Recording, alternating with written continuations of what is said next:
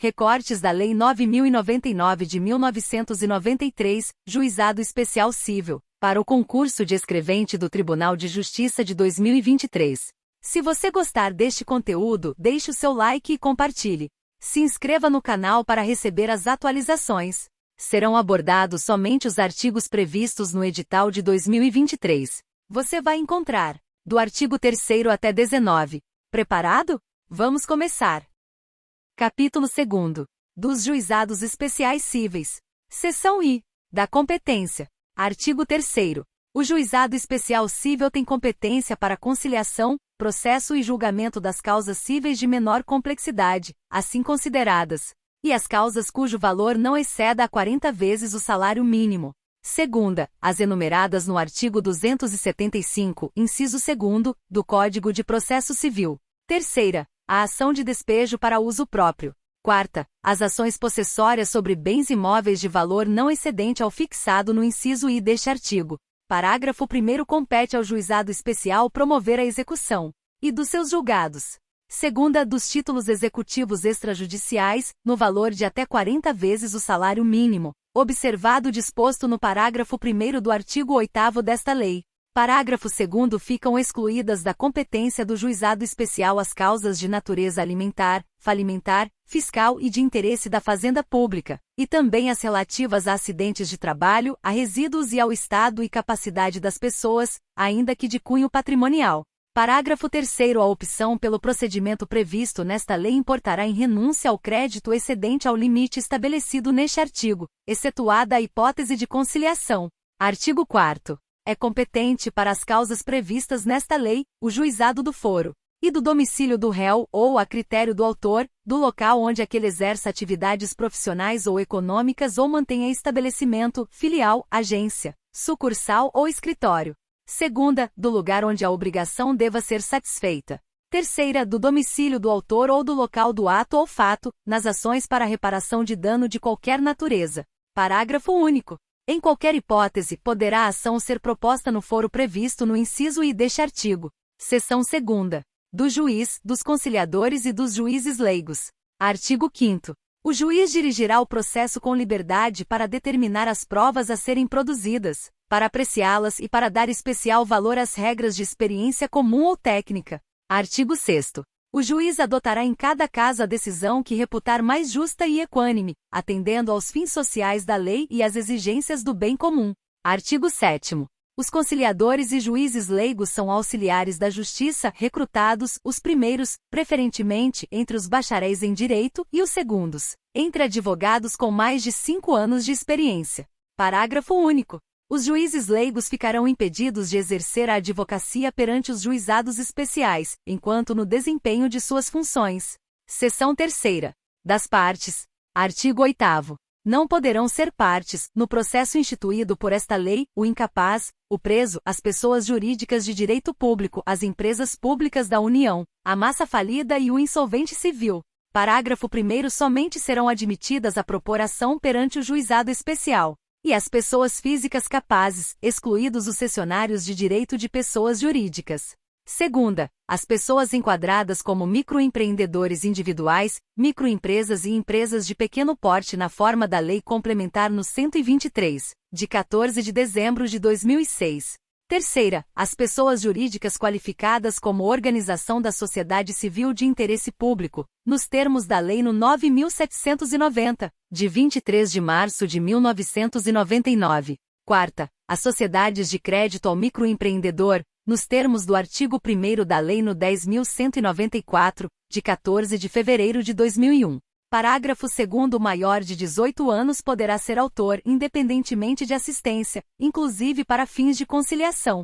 Artigo 9º. Nas causas de valor até 20 salários mínimos, as partes comparecerão pessoalmente, podendo ser assistidas por advogado. Nas de valor superior, a assistência é obrigatória. Parágrafo 1º. Sendo facultativa a assistência, se uma das partes comparecer assistida por advogado, ou se o réu for pessoa jurídica ou firma individual, terá a outra parte, se quiser, assistência judiciária prestada por órgão instituído junto ao juizado especial, na forma da lei local. Parágrafo 2º. O juiz alertará as partes da conveniência do patrocínio por advogado, quando a causa o recomendar.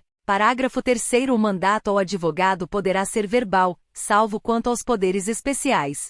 Parágrafo 4º. O réu, sendo pessoa jurídica ou titular de firma individual, poderá ser representado por preposto credenciado, munido de carta de preposição com poderes para transigir, sem haver necessidade de vínculo empregatício. Artigo 10.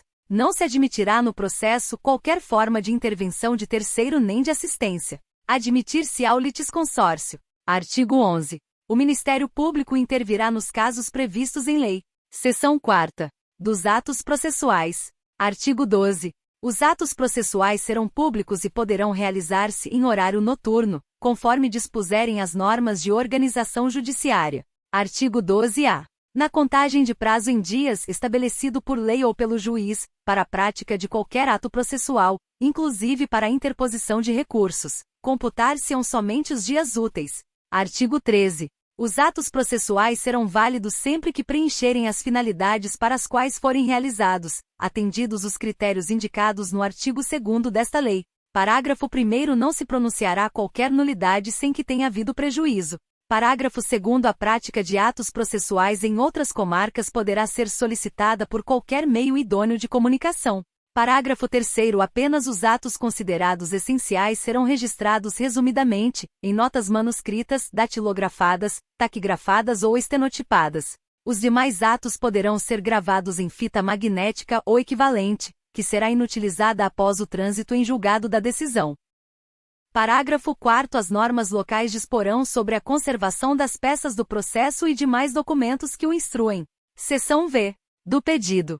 Artigo 14. O processo instaurar-se-á com a apresentação do pedido, escrito ou oral, à Secretaria do Juizado. Parágrafo 1º. Do pedido constarão, de forma simples e em linguagem acessível, e o nome, a qualificação e o endereço das partes.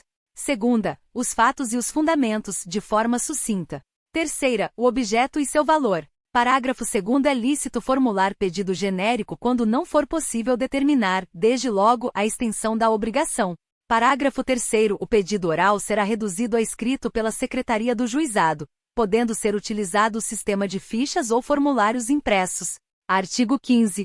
Os pedidos mencionados no artigo 3º desta lei poderão ser alternativos ou cumulados, nesta última hipótese, desde que conexos e a soma não ultrapasse o limite fixado naquele dispositivo. Artigo 16. Registrado o pedido independentemente de distribuição e autuação, a Secretaria do Juizado designará a sessão de conciliação, a realizar-se no prazo de 15 dias.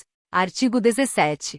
Comparecendo inicialmente ambas as partes, instaurar-se-á desde logo a sessão de conciliação, dispensados o registro prévio de pedido e a citação. Parágrafo único.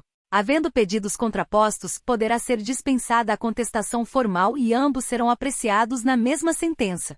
Seção 6ª. Das citações e intimações. Artigo 18. A citação far-se-á, e por correspondência com aviso de recebimento em mão própria. Segunda, tratando-se de pessoa jurídica ou firma individual, mediante entrega ao encarregado da recepção, que será obrigatoriamente identificado.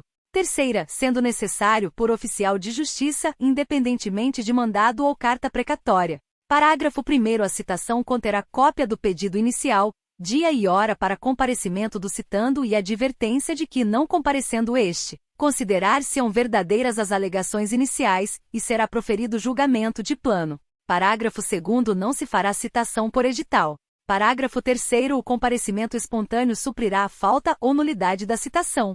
Artigo 19. As intimações serão feitas na forma prevista para a citação, ou por qualquer outro meio idôneo de comunicação. Parágrafo 1º. Dos atos praticados na audiência, considerar-se-ão desde logo cientes as partes. Parágrafo 2º. As partes comunicarão ao juízo as mudanças de endereço ocorridas no curso do processo, reputando-se eficazes as intimações enviadas ao local anteriormente indicado, na ausência da comunicação.